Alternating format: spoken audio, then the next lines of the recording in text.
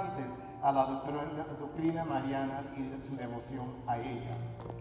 Vamos a hablar un poco ahora sobre este punto de lo que se llama maximalismo y minimalismo referente a María. Algunas veces hay una tendencia de atribuir todo a María, y eso es lo que se llama el maximizarla a ella. Pero después otros dicen, no, tenemos que tener mucho cuidado porque el enfoque de nuestra vida es Cristo. Entonces ya eso es el minimalismo. ¿Okay? La mariología es un campo en el que las creencias piadosas, profundamente sentidas por los fieles, y la geografía, el estudio de los santos, pueden entrar en conflicto con las revisiones históricas, teológicas y críticas de creencias y prácticas. Este conflicto fue reconocido ya en el año 1300 por el santo Guillermo de Wear, quien describió la tendencia de algunos creyentes a atribuir casi todo a María y nada de Jesús. Ese es un extremo.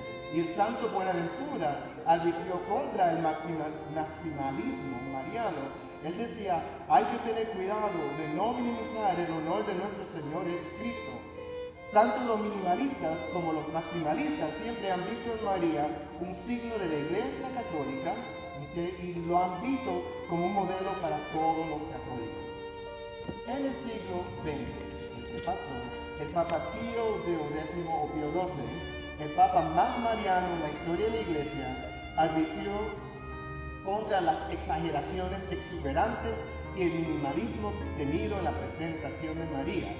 Y en el Concilio Vaticano, en la Constitución Dogmática Lumen Gentium, fue escrita específicamente en el año 1964 para evitar tanto el maximalismo y el minimalismo mariano. Entonces el Papa Juan Pablo II, que estaba presente en el concilio, también tuvo cuidado de evitar tanto el maximalismo como el minimalismo en su mariología y evitó tomar posiciones personales sobre cuestiones que estaban sujetos a debate teológico. Tenemos que cuidar de no enfocarnos demasiado en María ni tampoco ponerla a ella de poco. Hay que buscar ese balance. Ahora vamos a hablar sobre María y Jesús, lo que se llama la mariología y cristología, el estudio de Cristo y el otro de María. La mariología se ha relacionado con la cristología y en los escritos teológicos y papales católicos se ha visto como entretejida con el misterio de Cristo. El Papa Juan Pablo II analizó el lugar preciso de María en el plan de salvación en su encíclica Redemptoris Mater. ¿Sabe lo que es una encíclica, no? Es una enseñanza papal que él mismo promulga para que todos nosotros podamos en el magisterio de la Iglesia educarnos y creer en lo que enseña. Redemptoris Mater es traducido en latín es Madre de Redentor, Redemptoris Mater, ¿ok? Y pues el Juan Pablo II afirmó, siguiendo la línea del Concilio Vaticano II, deseo subrayar la presencia especial de la Madre de Dios en el misterio de Cristo y de su Iglesia, porque esta es una dimensión fundamental que surge de la mariología del concilio. Quiero que piensen un momentico esta relación de María con Jesús. Recuerden que cuando el ángel apareció en la anunciación a María, él le anunció a María que iba a concebir al Hijo de Dios, que iba a sentarse en el trono de David. Cuando al fin María da a luz, y todos sabemos que cuando meditamos los misterios gozosos, todo lo que María tuvo que pasar con Jesús, desde el buscar un lugar para verle, a donde abrió a Jesús a luz en el pesebre, ¿verdad? Hasta cuando fue a Egipto, y luego regresó, y después más adelante, en los años, no sabemos mucho de los años misteriosos de Jesús cuando era niño, creciendo, pero sabemos algo de que Jesús lo encontraron en el templo. Recuerden, María y José estaban volviéndose locos. Pero piensen ya a Jesús como adulto en el Calvario, cuando meditamos la cuarta estación, cuando Jesús se encuentra con su madre. Casi cuando llego ahí, me tengo que contener porque me imagino el dolor que María podía sentir mirando a su hijo todo sangriento ahí. Y ahí no termina. Recuerden ya cuando María estaba en la pie de la cruz. ¿Y qué es lo que Jesús hace antes de morir? No entrega a Jesús la madre a la iglesia, que representaba por cuál apóstol? Juan. Ahí es donde vemos explícitamente esa conexión de Cristo Cristología con María, la Mariología, y Cristo la entrega a su madre, a la iglesia, por eso que ella también es madre de la iglesia. Por ese motivo le damos ese honor a ella. Entonces los teólogos católicos también han explorado la necesaria conexión de la Mariología con la Cristología. El Papa Benedicto XVI caracterizó la relación afirmando que la Cristología y la Mariología estaban inseparablemente entrelazadas desde su inicio. En su opinión, la Mariología subraya el nexo o la conexión entre los misterios de la Cristología y la eclesiología, el estudio de la Iglesia, que ya acabo de afirmarle a ustedes, donde viene su principio bíblico de María con la Iglesia. Los primeros cristianos y numerosos santos se centraron en esta conexión y los papas resaltaron el vínculo interno entre las doctrinas marianas y una comprensión más completa de los temas cristológicos. Dada la perspectiva católica de que la Iglesia vive en su relación con Cristo, siendo cuerpo de Cristo, también tiene una relación con su madre, cuyo estudio es objeto de la Mariología católica. El Papa Pío X en Adiem Illum afirmó: no hay camino más directo que el de María para unir a toda la humanidad en Cristo. Obviamente, el Papa Pío X tenía su devoción a San Luis María Griñón de Montfort, a cual todos ustedes conocen bien, porque el lema de San Luis María de Montfort es a Jesús por María. ¿Verdad? En la teología católica, el estudio de María contribuye también al estudio de Cristo. Es también una disciplina separada por derecho propio. Y la comprensión de la figura de María contribuye a una comprensión más completa de quién Cristo es y qué hizo. La Congregación para la Educación Católica ha caracterizado la situación de la siguiente manera. La historia de la teología muestra que la comprensión del misterio de la Virgen contribuye a una comprensión más profunda del misterio de Cristo, de la Iglesia y de la vocación del hombre. Y refiriéndose a esto, el cardenal Raymond Burke, que está muy famoso allá en el Vaticano, y recientemente daba la noticia porque el Papa Francisco decidió quitar los aliques de Roma. Él afirmó que la promoción de un conocimiento más pleno de la Virgen María es la obra constante de la Iglesia.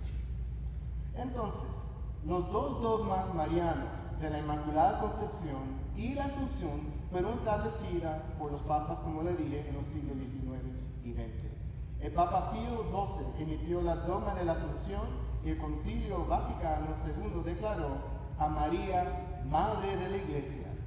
En su carta apostólica de 2002, Rosarium Virginis Maria, el Papa San Juan Pablo II enfatizó el enfoque de Luis Griñón de Montfort de considerar el estudio de María como un camino para lograr una mejor comprensión del misterio de Cristo. Y esto es consistente con el énfasis del obispo en el Concilio Vaticano II de no tener un decreto separado sobre María, sino más bien describir su lugar en la historia de la salvación en Lumen Gentium, que habla sobre la condición sobre la Iglesia. Vamos a hablar ahora sobre el dogma y la doctrina, que exactamente es. Un dogma, básicamente, de la Iglesia Católica, en su sencillez se define como una verdad revelada por Dios. Entonces, si es revelada por Dios, es palabra de Dios, te alabamos, Señor, tenemos que creerla, sin cuestionarla. Eso es un dogma. Y que el magisterio de la Iglesia declaró como vinculante. El Catecismo Católico afirma lo siguiente: el magisterio de la Iglesia afirma que ejerce plenamente la autoridad que le otorga. Cristo, cuando define las dogmas, es decir, cuando propone de forma que obliga a los católicos a una adhesión irrevocable de la fe, verdades contenidas en la revelación divina, o también cuando propone de manera definitiva verdades que tienen una conexión necesaria con estas. Los fieles solo están obligados a aceptar una enseñanza como dogma si la Iglesia Católica lo identifica clara y específicamente como dogmas.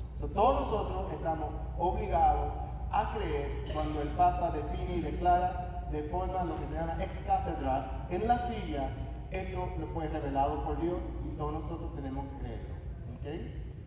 Doctrina. Ya vemos que es una doctrina, algo revelado por Dios que todos tenemos que creer. Doctrina es cualquier verdad enseñada por la iglesia como necesaria para su aceptación por los fieles. Entonces, es algo que la iglesia enseña. Y van a ver aquí unos ejemplos. La verdad puede ser revelada formalmente, como la presencia real de la Eucaristía. Eso es doctrina. ¿Okay? Eso es doctrina. O una conclusión teológica, como el proceso de cómo nosotros hacemos los santos beatos y canonizarlo. Es una doctrina. Y la iglesia lo define así. ¿Okay? En cualquier caso, lo que la convierte en doctrina es que la autoridad de la iglesia enseña que hay que creerla. Esta enseñanza puede realizarse ya sea solemnemente, en pronunciamientos ex cátedra o ordinariamente en ejercicio perenne del magisterio o autoridad docente de la iglesia. Las dogmas son aquellas doctrinas que la iglesia propone para creer como reveladas formalmente por Dios. Ahí tiene sus dos definiciones. La iglesia declara el dogma que esto hay que creer porque Dios lo reveló, y el otro es un desarrollo teológico en las enseñanzas que vemos en la iglesia. Puede ser algo en la Sagrada Escritura, por ejemplo, la presencia real, lo tenemos que creer porque Jesús en la última cena dijo: tomen y tomen, esto es mi sangre, de mi cuerpo. Entonces la iglesia con el tiempo, con la ayuda del Espíritu Santo, indaga más profundamente en qué es esa Eucaristía, y ya más adelante enseña la doctrina de la presencia real. Es como un ejemplo. ¿Okay? Entonces, los dogmas católicos marianos presentan las enseñanzas de la iglesia sobre María y su relación con Jesucristo, consideradas infalibles por la iglesia, y reflejan el papel de María en la economía de la salvación. Ustedes entienden lo que es cuando el Papa dejó que creerlo, y hasta ahora el Papa Francisco no ha ejercido eso en nada. Él no ha cambiado nada, incluyendo el matrimonio. ¿Estamos claros en eso? Él sigue afirmando el matrimonio entre hombre y mujer. Y eso es lo que hay que ver. Fuera de ahí, ya lo demás es absurdo. Vamos a mirar estos 4 dogmas por el magisterio entre una cantidad de otros dogmas y doctrinas sobre la Virgen María. Por ejemplo, la Anunciación de María. Es dogma porque está, ¿a dónde? En la Sagrada Escritura. Ya está revelada, eso es un dogma ya, la Anunciación de María. ¿Ok? Entonces, estas 4 dogmas marianas son María como Madre de Dios. ¿Okay? Recuerden que había mucha controversia en los primeros siglos, tercer y cuarto siglo, sobre la persona de Jesucristo. Él es hombre de verdad, pero Él es Dios, o Él los dos. Y algunos campos decían no, Él es totalmente Dios, pero después rechazaban la parte humana. Después otros decían no, Él es totalmente humano, pero rechazaba la parte divina. Entonces había esa controversia hasta que el concilio de Éfeso en el año 431, después que el patriarca sacerdote Nestorio fue el que afirmó que si María es meramente humana, una mujer como todas las mujeres acá, entonces lo que sale de él en el parto es meramente hombre, como cualquier ser humano. Entonces rechazaba la parte divina de Jesús. ¿Y a dónde juega eso? Entonces el concilio tuvo que reunirse con los obispos y aclarar eso definitivamente, que Jesús, siendo Dios, siendo hombre, también es Dios en su naturaleza. Él es verdadero hombre y verdadero Dios. Y si tiene su naturaleza aparte, que es hombre, es Dios, entonces María es madre de Dios.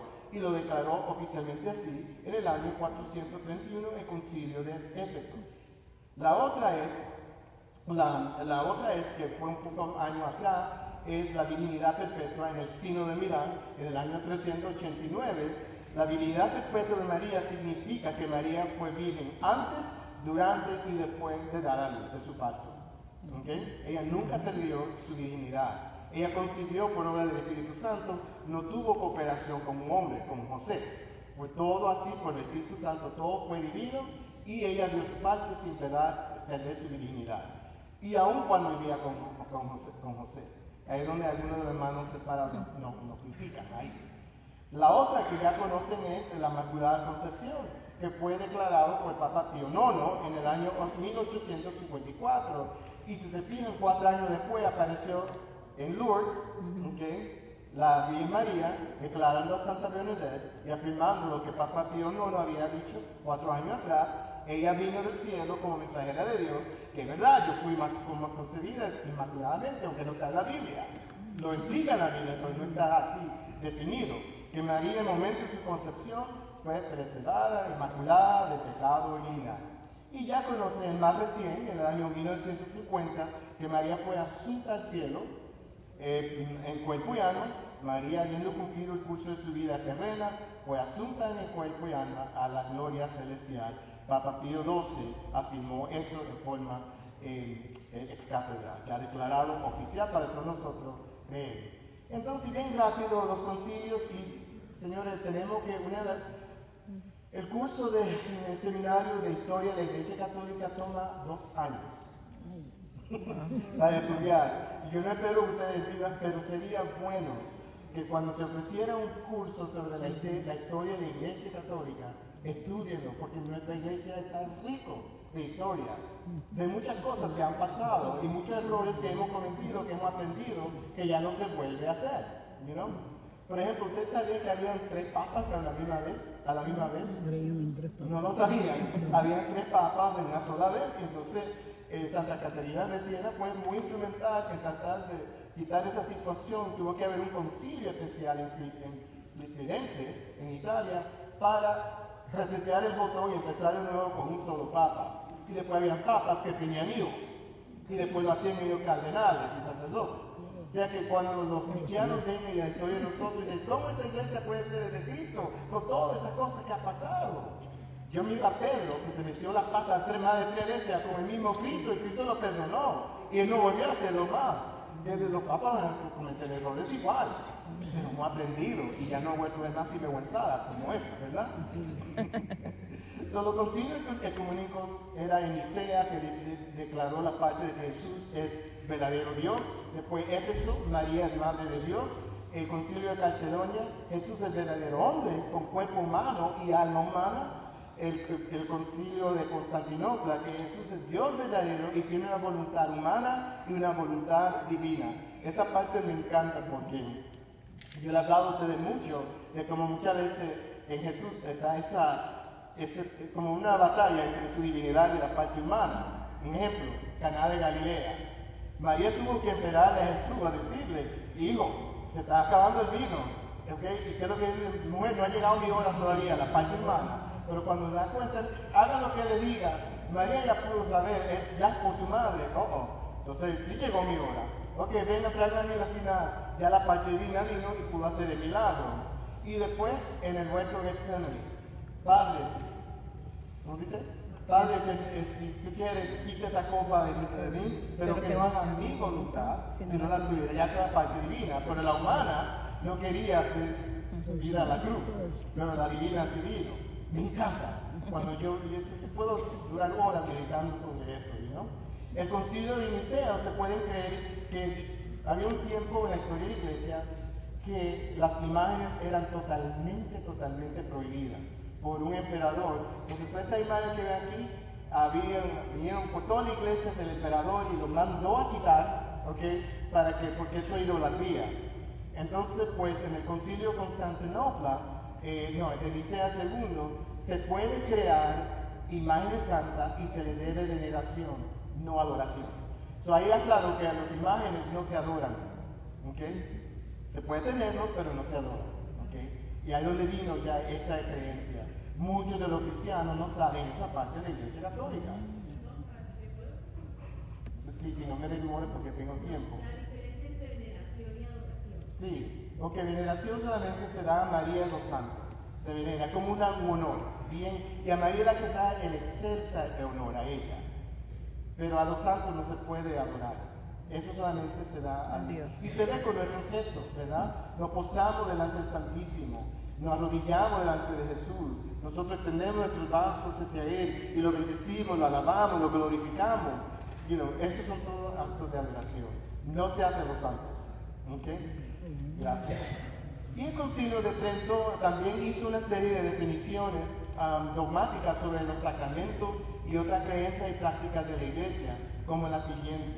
¿Han oído la palabra transubstanciación? Sí. ¿Alguien me dice qué es lo que es? Cuando el... Bueno, está la canción. Se convierte. orar por todos los que han muerto, you know? Los cristianos no tienen el libro Macabeos, por eso ellos no creen en su Biblia. O sea, faltan 7 libros en la Biblia de los cristianos, 7 libros, más bien. Entre ellos está Macabeos, que es donde tenemos nuestro concepto de purgatorio. El sello secreto del sacramento de la confesión viene del Concilio de Trento. ¿Saben lo que es sello, verdad? Lo que ustedes confiesan a mí, va conmigo a la tumba. Sigilo. No se puede revelar, por más que las cortes acá en los Estados Unidos y otros países quieren obligar a nosotros que declaremos lo que un penitente vino a hacer, no se puede. Hasta podemos ir, como se ha ido a uno de los curas en la cárcel, por no revelar lo que está en el confesionario.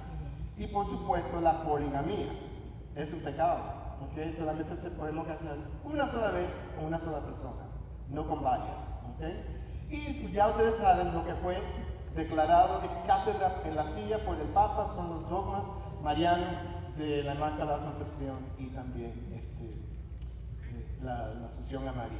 ¿Okay? Vamos a hablar ahora sobre los otros títulos de María como Madre de Dios. Madre de Dios.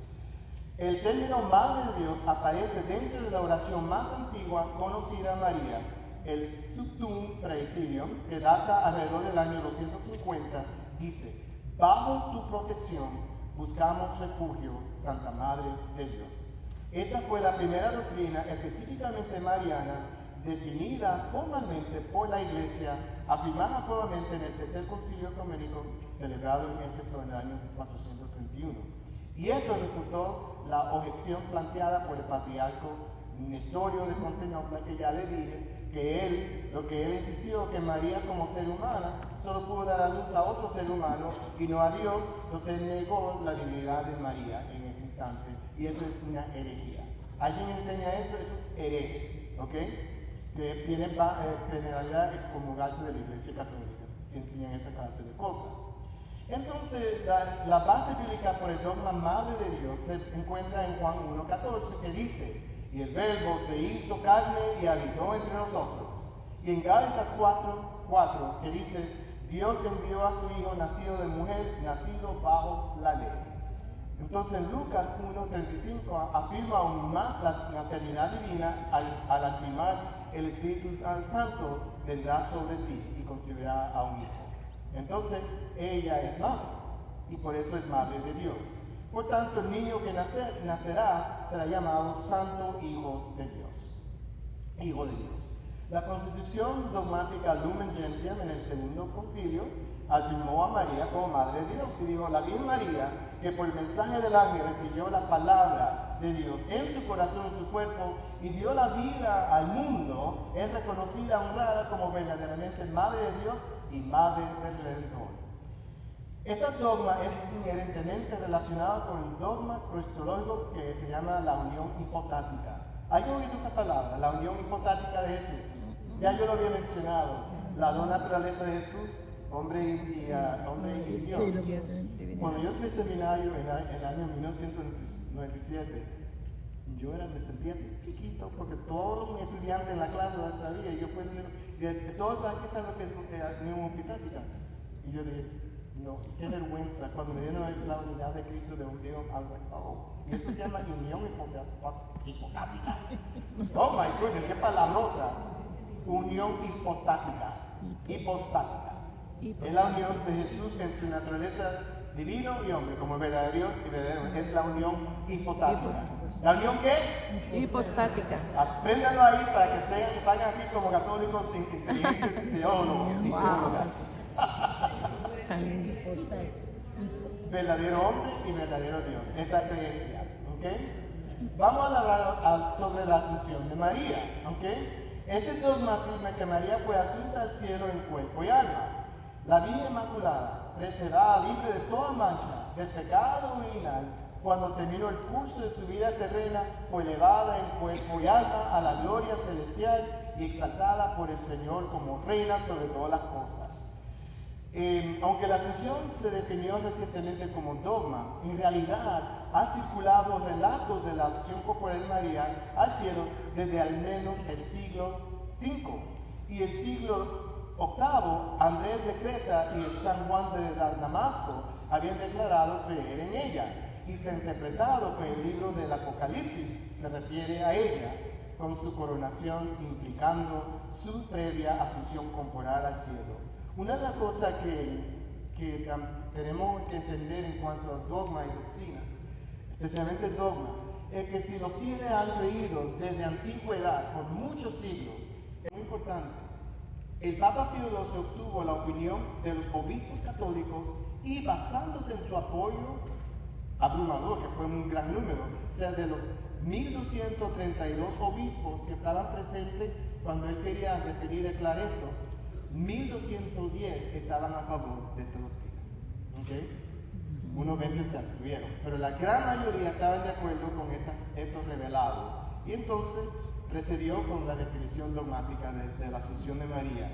El consenso de la enseñanza magisterial y la liturgia afirma que María sufrió la muerte antes de su asunción, pero esto no siempre se acepta como doctrina establecida. Lo que está más claro es que su cuerpo no fue dejado en la tierra para que se corrompiera. En lo personal, yo sí creo que María murió. ¿Okay? Yo sí creo que ella murió. ¿Cómo es? Jesús siendo Dios muere y la madre no. That doesn't make sense. ¿Okay? Todos tenemos que morir, incluyendo a María. Entonces, ella murió, pero su cuerpo no fue corrupta, más bien fue elevada al cielo, el cuerpo y alma. Y esto es importante entender porque ella es la primera que beneficia de la muerte y resurrección de Jesús. Por Jesús morir en la cruz, ya todos nosotros vamos a resucitar y María es el ejemplo de eso. Como madre de la iglesia que ella es, todos tenemos esa esperanza que vamos a resucitar y vamos a tener un cuerpo glorioso, hermoso, como la que tuvo María en su asunción. ¿Okay? Y ya se ve. Me encantan las apariciones marianas porque siempre describen a la Virgen María como una niña joven, bonita, muy bonita. Y eso hace todos nosotros. Hermoso, radiante como María. Bello. Esperen, no tengan miedo de morirse por eso. I look forward to that. No hay que enfermarse, no hay cáncer, no hay nada de eso. Y todos nosotros vamos a estar bellísimos. Okay. Vamos a hablar un poco ahora sobre la Inmaculada Concepción de María. Esta dogma afirma que María fue concebida sin pecado original. Esto quiere decir que desde el primer momento de su existencia fue preservada por Dios de la parte de la gracia santificante y que en cambio fue llena de la gracia divina. Por eso nosotros celebramos la Virgen de esta gracia. ¿Okay? Recordando que el ángel Gabriel la llamó alegre de tú, la llena de gracia. ¿Okay? Ella ya está perseverada sin pecado. Dios, que puede ver en el presente y el futuro, ya sabía que su hijo va a tener que venir al mundo a morir. Entonces ya ella aplica la gracia de la cruz antes que María fue concebida. Y una de las cosas que tenemos que estar claro es que la dogma de la Inmaculada Concepción es distinto y no debe confundirse con la virginidad perpetua de María, como hacen algunos, o el nacimiento virginal de Jesús. Muchos creen que la Inmaculada Concepción tiene que ver con Jesús. No, es con María en el seno de su madre, que se llama ¿cómo? Santa Ana. Estamos hablando de esa concepción, no de Jesús, sino de María. Mucha gente confunde en eso.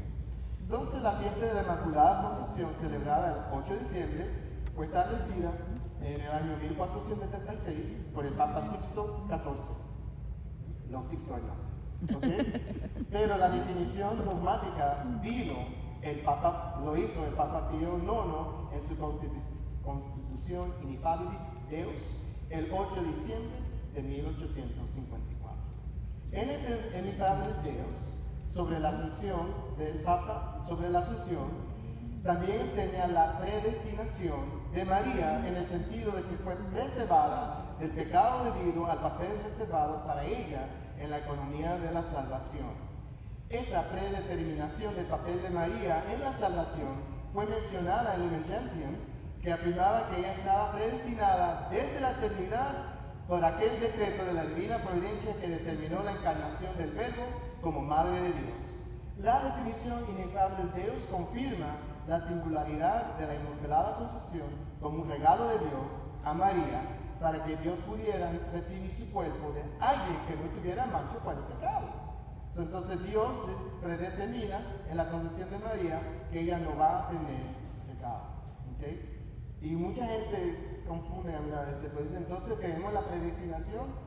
Hay un concepto allá afuera que la predestinación dice de que ya Dios sabe a dónde tú vas a ir, a donde usted va a ir, donde usted va, donde yo voy, o al infierno o al cielo. Y el problema con eso, ¿a dónde está entonces la libertad humana, el libre albedrío que nos da Dios a nosotros el regalo?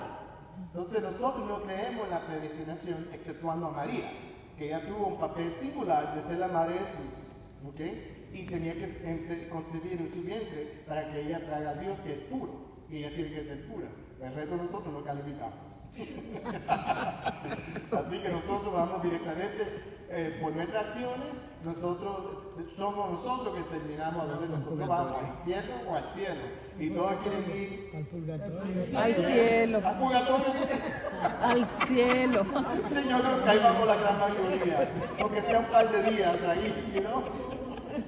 Pero el purgatorio no es tan malo, porque todas las almas que están ahí van directamente al cielo. O sea que ellos gozan el don de la esperanza. Que usando un término humano, porque fuera del espacio y tiempo que Dios existe, no hay tiempo.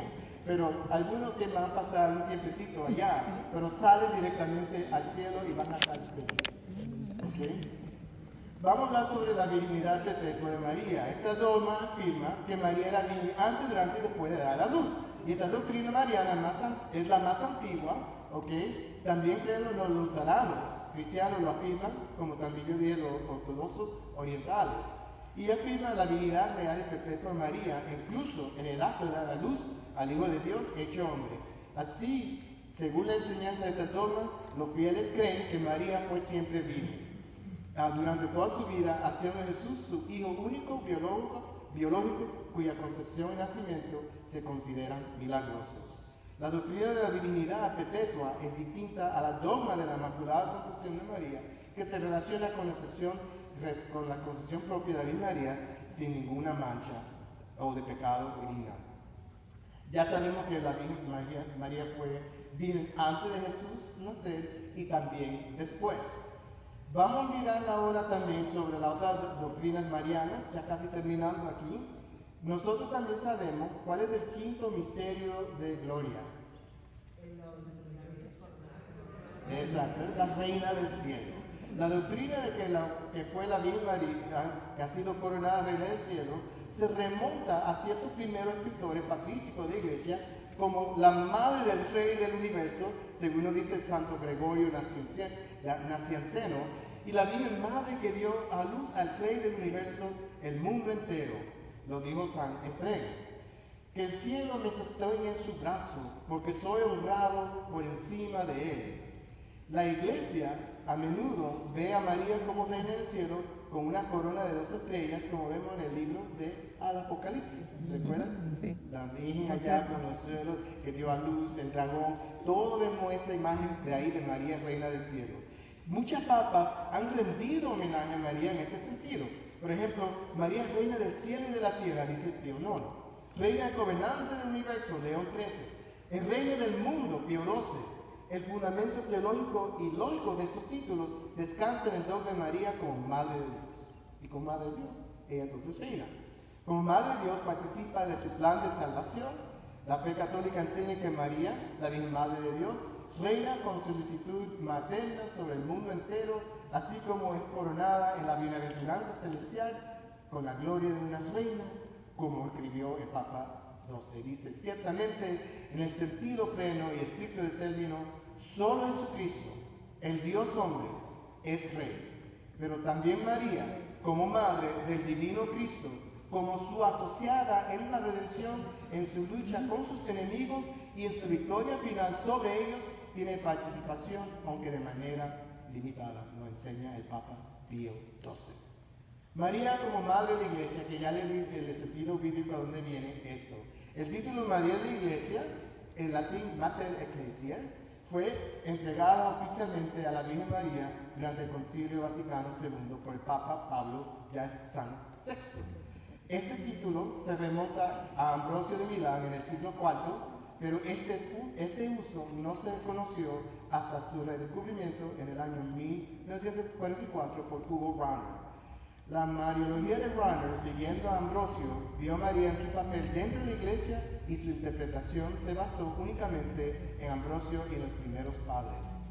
El Catecismo de la Iglesia Católica afirma que la Virgen María es madre de la iglesia y de todos sus miembros, es decir, de todos los cristianos. La Virgen María es reconocida y honrada como verdaderamente la Madre de Dios y del Redentor, ya que ella con su caridad ha contribuido a hacer nacer a la iglesia los creyentes aún más contundentes. En su homilía del año nuevo 2015, el Papa Francisco dijo que Jesús y su madre María son inseparables, al igual que Jesús y la iglesia. María es la madre de la iglesia y por la iglesia madre de todos los hombres y de todos los pueblos. Y por eso es que el día 6 de junio nosotros celebramos la fiesta de María, madre de la iglesia. Es una nueva declaración por el Papa Francisco en el 2015. Celebramos esa misa especial. Ahora el tema del mediadora. Este título es un poco controversial, ¿okay? Porque el único mediador entre Dios y hombre es Jesús. Nadie más que Jesús. Los cristianos tienen un poco el problema con nuestra creencia de María como mediadora, como intercedora. En las enseñanzas católicas, Jesucristo es el único mediador entre Dios y el hombre. Solo Él reconcilió mediante su muerte en la cruz al Creador y a la creación, a Dios y a nosotros. Pero esto no excluye un papel mediador secundario de María. La enseñanza de que María intercede por todos los creyentes y especialmente por aquellos que solicitan su intercesión a través de la oración se ha sostenido en la iglesia desde tiempos remotos. Por ejemplo, San Efraín nos dice: después del mediador, una mediadora para todo el mundo. La mediación es algo que se puede decir de todos los santos celestiales, pero se considera que María tiene el mayor poder de mediación. Claro. ¿Dónde pueden ver ustedes María sirviendo de mediadora o intercedora en una situación muy crítica? Caná de Galilea. ¿Allá es donde viene eso? María fue a donde Jesús, que es el único mediador entre los hombres. Cada vez que estamos pidiendo a la Virgen Madre por alguna intercesión, pueden asegurar que ella está presentándolo a su hijo. Y lo que el hijo diga es lo que ella hace. Así es. Entonces no quitamos al papel de Jesús, Él siendo el único mediador, porque ella va donde Él. Y todos los santos que nosotros oramos, Beato Michael Giffin, Carlos Acutis, Antonio de Padua, todos ellos van a donde Jesús. Pero María es la que Jesús le pone más atención. Porque es su mamá. ¿Quién no la pone atención a su mamá? Papá. All right. Entonces, ya terminando, mi familia, María ha sido vista cada vez más como la principal dispensadora de la gracia de Dios y abogada del pueblo de Dios. Y la mencionan como tal en varios documentos oficiales de la Iglesia. Un movimiento laico llamado Vox Populi Maria Mediatrici promueve la doctrina de María como corredentora. Estamos diciendo que María es corredentora a la par de Jesús. Entonces, es como diciendo que María es como una salvadora. Y yo entiendo, I know where it's coming from, porque ella cooperó en su fiat, en la anunciación. Ella dijo, sí, ¿verdad? Y cooperó con el plan de salvación, porque si no hubiera dicho sí, no, entonces Jesús hubiera llegado. Maybe Dios tenía el plan para otra persona. Pero María dijo que sí, y al decir sí, ella trae al Salvador al mundo, y ella también participó. Ella también, recuerdan los 7 dolores de María, sufrió mucho a la par de su hijo. Solamente ustedes cuando queremos llamarla corredentora, pero eso puede causar problemas con hermanos protestantes si estamos tratando de unirnos y ser una sola iglesia. Esto puede ser un problema y esa es la controversia que hay por ahí. Este movimiento laico que quiere promover a María como corredentora, mediadora y abogada, corredentora se refiere a la participación de María en el proceso de salvación. San Ireneo, el padre de la iglesia, que falleció en el año 200, se refirió a María como causa salutis, o sea, causa de nuestra salvación, como lo expresamos en la letanía de María, causa de nuestra salvación, causa de nuestra alegría, dado su fiat, su sí en la anunciación. Y es una forma de hablar que se ha considerado desde el siglo XV. Pero, oigan esto, el Papa Francisco pareció rechazar rotundamente las propuestas en algunos círculos teológicos de añadir corredentora a la lista de títulos de la Virgen María, diciendo que la Madre de Jesús nunca tomó nada que perteneciera a su Hijo y calificando de tontería la invención de nuevos títulos y dogmas. Hay que tener mucho cuidado con el título de corredentora porque se puede prestar a confusión. Además, el Concretio Lumen Gentium del Vaticano II advertía sobre el uso del título mediadora, diciendo que esto, sin embargo, debe entenderse de tal manera que no quita ni añada nada a la dignidad y eficacia de Cristo como único mediador. Entonces, un congreso mariológico celebrado en Częstochowa, en Polonia, en agosto del año 1996, determinó que no era oportuno utilizar este título de María porque, como se señaló en el Concilio Vaticano II, tiene sus límites y puede ser mal interpretado. Tenemos que tener cuidado con el título corredentora y mediadora referente a María, porque ella tiene esos papeles, pero se puede malinterpretar afuera. Y ya todos nosotros conocemos todo lo demás devociones marianas, que todos ustedes participan ya en ello. Las devociones marianas son muy prominentes dentro de la tradición católica y los católicos practican una amplia variedad de devociones que van desde la consagración de María, que ustedes lo hicieron, todos lo hicieron, también el uso de los escapularios, los primeros sábados que estamos aquí, los sábados, ¿verdad? Y oraciones de varios días como el Santo Rosario, el Ángeles y las novenas marianas también. La difusión de devociones marianas como el Rosario a través de organizaciones laicas también han influido en el interés popular por la mariología. Las devociones marianas generalmente comienzan en nivel de piedad popular entre los fieles, ¿verdad? Y a menudo en conexión con la experiencia y visiones religiosas de personas sencillas y modestas, y en algunos casos los niños como de Fátima, y el relato de sus experiencias en el tiempo crea fuertes emociones entre numerosos católicos. Entonces, con nosotros ya entendemos que María se le debe, en cuanto a devoción a ella, hay latria, hiperdulia y dulia. Latria es la que se da solamente a Dios, esa adoración se da únicamente a Dios. Hiperdulia es la veneración muy honorífica que le damos principalmente a la Virgen María, y dulia se da la veneración a los santos solamente.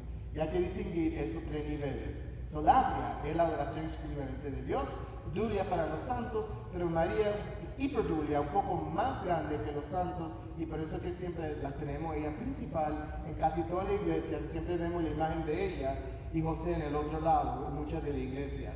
Y hoy la tenemos aquí en forma honorífica con nosotros. Bueno, esto termina mi clase de teología para ustedes. Gracias a Rosalina por mandarme al seminario de nuevo para entender. Solo me falta que le dé un examen final. No, padre, nos tiene aquí bien entretenidos, aprendiendo. Necesitamos más así formación, padre. Sí. Muy bien. Sí, no se sabe en la iglesia estos títulos de ella y cosas que hay que tener cuidado y cómo nosotros debemos venerarla a ella, ¿cierto?